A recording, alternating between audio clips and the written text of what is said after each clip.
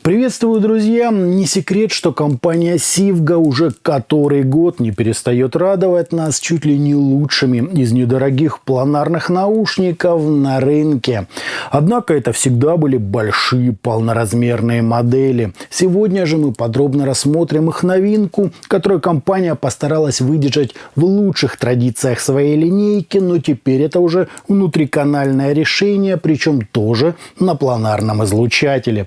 Естественно, в корпусе присутствует натуральное дерево. Конечно же, металл – это наилегчайший авиационный алюминий, ну и как без традиционного мягкого кабеля с балансным джеком. В общем, у нас очередной претендент на звание лучших планарных наушников, но уже во внутриканальном сегменте. О них сегодня и говорим. Собственно, поехали! Пришла модель в солидно оформленной картонной коробке с перечнем технических характеристик на обратной стороне, из которых отмечу планарный 14,5 мм излучатель с импедансом в 16 Ом и чувствительностью 100 дБ. В комплект нам положили плотный матерчатый бокс, а также небольшую коробочку с двумя наборами силиконовых амбушюр. Модель не очень простая в плане посадки, так что лично мне оба этих набора не смогли обеспечить должного уровня пассивной изоляции. Пришлось прибегнуть к классическим КБ-07. Кабель на вид просто фантастический, мягкий, приятный, с прямым металлическим штекером на 4,4 мм и старой доброй пружинкой в качестве защиты от перегиба. Однако аппаратура сурова и обнажает истину, показав сопротивление на каждой из жил равным 0,8 Ома.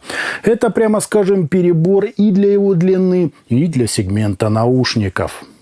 Сами чашечки просто сверхлегкие, выполнены из авиационного алюминия с двумя отверстиями для компенсации и средним по величине металлическим звуководом. Внешняя же часть является гордостью компании и изготовлена с применением натуральных пород дерева, что, по идее, должно добавить звучанию естественности. Смотрятся наушники фантастически, а вот посадка у них не особо глубокая, так что лучше сразу озаботиться приобретением широких амбушюр. В комплект нам таковых, увы, не приложили. Вот так, друзья, это все и выглядит.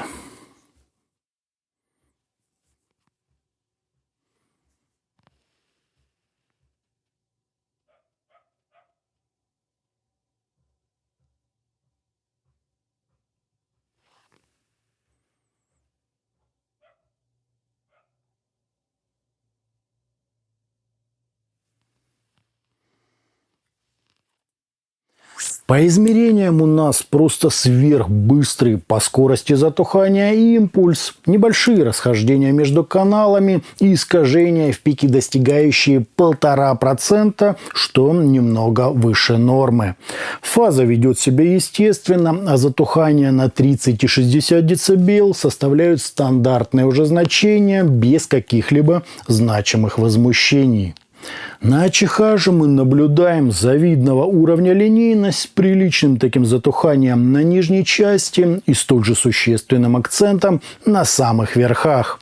Подобный график я встречал всего один раз на ТВС-наушниках One More Evo, но там была встроена очень гибкая система коррекции. Здесь же, видимо, расчет идет на людей, которые считают, что АЧХ у всех наушников должна быть предельно ровной. Таких, кстати, немало. Но даже тут догадались добавить звучанию характера за счет акцентирования области, отвечающей за псевдодетализацию. Акцент, правда, вышел на целых 15 дБ, но это уже вкусовое.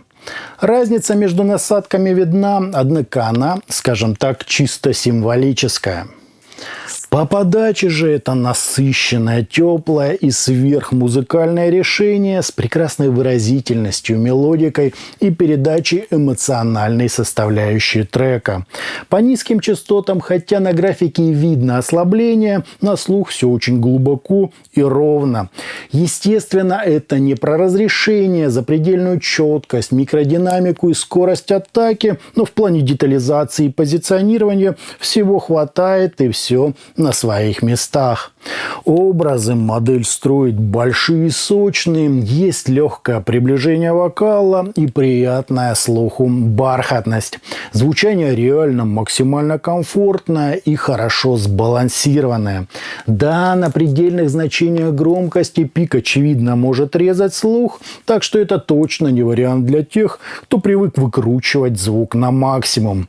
Мощности, кстати, наушники тоже просят с запасом. Завести их от аналогового выхода вашего смартфона или бюджетного аудиоплеера едва ли получится. Играть-то, конечно, будут, но для их полноценного раскрытия озаботьтесь хотя бы 200 мВт мощности на 32 Ома нагрузки. Это все-таки планары, имейте это в виду.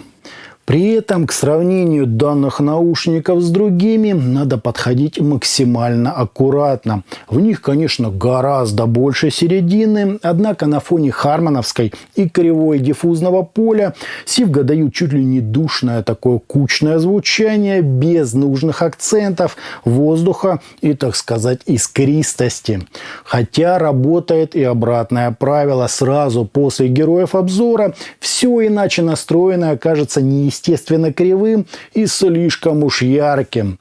Отсюда ноги растут у всех, в том числе и диаметрально противоположных отзывов. Кому-то муть беспросветная, а кому-то оазис для ушей с наконец-то полноценными средними частотами. Интересно другое, я почему-то не слышу здесь того самого присущего всем планарным наушникам странного призвука. Его тут просто нет. А это всегда было камнем преткновения при переходе с качественного динамического драйвера. То есть ценители натуральности, несмотря на то, что в качестве сердца тут стоит планарный излучатель, тоже найдут в данной модели, так сказать, свой кайф. Разбирая по частотам, бас здесь не самый глубокий, но, в общем-то, понятно почему. Иначе бы он стал наваливаться на средние частоты. А так все чистенько, однородно и в достаточной степени текстурно. Серединка ни в каком месте не ущемлена, однако чувствуется, что хотя бы легкие акценты на 3,5 кГц, но нужно было сделать. Не зря эту область называют областью разборчивости. Зато высокие нам в значительной степени подсветили, до максимума выкрутив четкость и детали, а также подчеркнув их продолжительность и телесность. Да и вообще масса в данных наушниках – это чуть ли не основа всего. Звук жирненький, аналоговый и чуть ли не ламповый по своему характеру, хотя сам я использую максимально техничный ЦАП SMSL DO400. Отсюда, кстати, и первое ограничение. С чем-то изначально мягким и теплым данные наушники лучше не слушать. С этими параметрами может быть небольшой перебор. По стилистике я, конечно, слушал на них и джаз, и оркестровую музыку, и рок, и много всякого другого, но лучше они все-таки заточены на всякие небольшие команды или даже сольные исполнения. Разделение инструментов я без сомнения чувствую, однако на скорости звук все-таки может слипаться. Это прекрасные наушники для разнообразной лирической музыки, всего вокально ориентированного, ну и того, чему просто показано аналоговая теплота и сочность. Любители планаров в их классическом открытом исполнении здесь, скорее всего, останутся недовольны. Отражение тут не просто присутствует, именно из них мы получаем ту самую телесность и насыщенность. То есть переходить на данную модель СВУ, Raptga или 7 Гц надо с некоторой осторожностью. Сивга все сделали на свой лад, не так, как многие из вас привыкли. Впрочем, погоняв героев обзора с полчасика, возвращаться назад на хармоновские кривулины уже особо не тянет. Все-таки полноценное тело вокала и различных акустических инструментов делает свое дело. Есть в том что-то свое волшебное. Да и разрешения на самом деле хватает. Не сказать, что прямо изобилие нюансов, но все особенности звукоизвлечения прекрасно слышны. Подводя итоги, Сьюга Найтингейл – это, конечно, нестандартное решение даже среди других внутриканальных планаров. Есть здесь ряд спорных моментов, в числе которых сомнительного качества кабель, амбушюры, которые просто не соответствуют посадке наушников, настройка, не позволяющая слушать их на пределе громкости, высокое требование к техничности и мощности усилительного тракта, да и сама относительно ровная ЧХ на фоне засилия хармоновских решений, основанных на кривой диффузного поля, кажется немного душной, кучной и не такой прозрачной и веселой. С другой стороны, здесь реально ровное звучание, пусть даже с акцентом на верхах, хороший по текстурам бас и сочная, чуть ли не ламповая по характеру серединка, с мелодикой, выразительностью и своей особенной атмосферой. В целом слушать это крайне приятно, но тут далеко до техничности, а значит ориентировать ее можно в основном на всякие акустические, вокальные и разнообразные лирические жанры. Я подобное очень люблю и ценю, но легко пойму и тех, кто решит обойти данную модель стороной. Вкусовое решение для тех, кто, так сказать, в теме. Мне прямо очень зашло.